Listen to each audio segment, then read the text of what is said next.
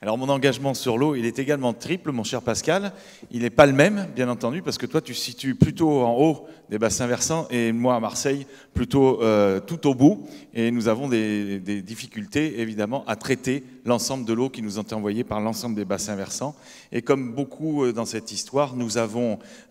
évidemment commencé par créer des stations d'épuration. Une station d'épuration à Marseille, mais qui ne peut pas traiter les eaux pluviales lorsqu'il y a des événements climatiques extrêmement importants. Et donc nous sommes aujourd'hui dans un engagement qui est important de mettre en place un contrat de baie sur l'ensemble des bassins versants de la cuvette marseillaise qui regroupe 39 communes qui en gros épouse l'ensemble du littoral des Bouches-du-Rhône et qui va de Martigues jusqu'à La Ciotat et qui nous permettra, je l'espère,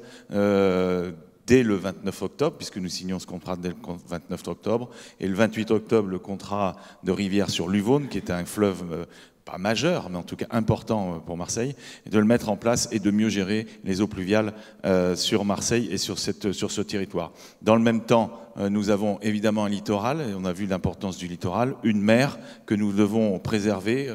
améliorer la qualité d'eau en mer, de façon à ce que le programme d'action pour le milieu marin que nous développons au sein du comité de bassin et au sein de l'agence de l'eau soit évidemment respecté, et c'est un bonus très important pour le parc national des Calanques. Enfin, je m'engage comme toi à mettre en place la GEMAPI dans le cadre de la révision et la mise en place des plans locaux d'urbanisme intercommunaux que nous mettons en place avec la métropole marseillaise. Aujourd'hui, j'ai l'intime conviction et même la certitude que la GEMAPI n'est pas suffisamment intégrée dans les réflexions des élus, dans la prise en compte des